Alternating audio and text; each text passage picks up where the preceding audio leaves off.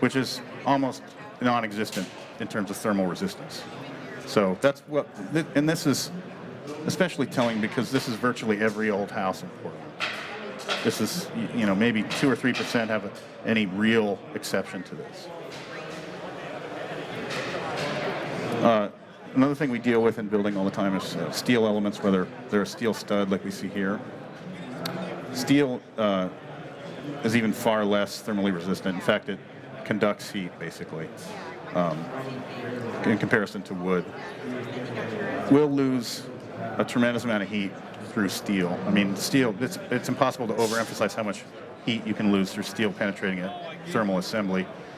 If I had a piece of steel tube stock that was a 4x4 square piece of tube steel, I could start stacking up rigid foam insulation from the center of that piece of tube steel out to the ends.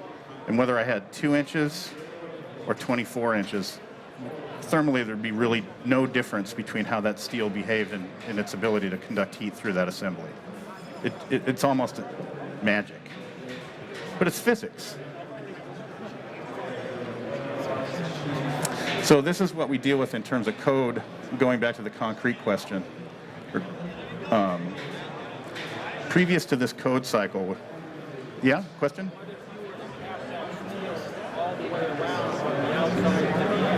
Question is, what if you were to, in my example of the steel bar, if I were to wrap that steel on the outside all the way to the end and cap it, that would solve the problem. So, before this code cycle, we had virtually no requirements in a national sense of what we were going to put insulation around a slab edge or under a slab. The current code requires us, lo and behold, to insulate the perimeter of the slab to R15, 3 to 3.5 inches of foam.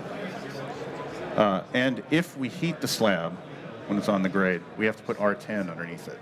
That's code here in Oregon. As you'll see coming up here in Passive House, we look at those as still thermal bridges in this climate.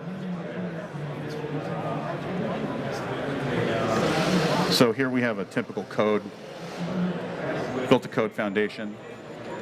We've got R15 rigid insulation on the outside. Here's the exterior grade. Got some flashing coming down, protecting that, taking the water from the siding assembly and dumping it out here. That's all great. Got a stem wall and a footing. Got some backfill here. I've got my R10 right here. It says slab base, but we're going to call it insulation because I just didn't want to change the drawing. Here's a typical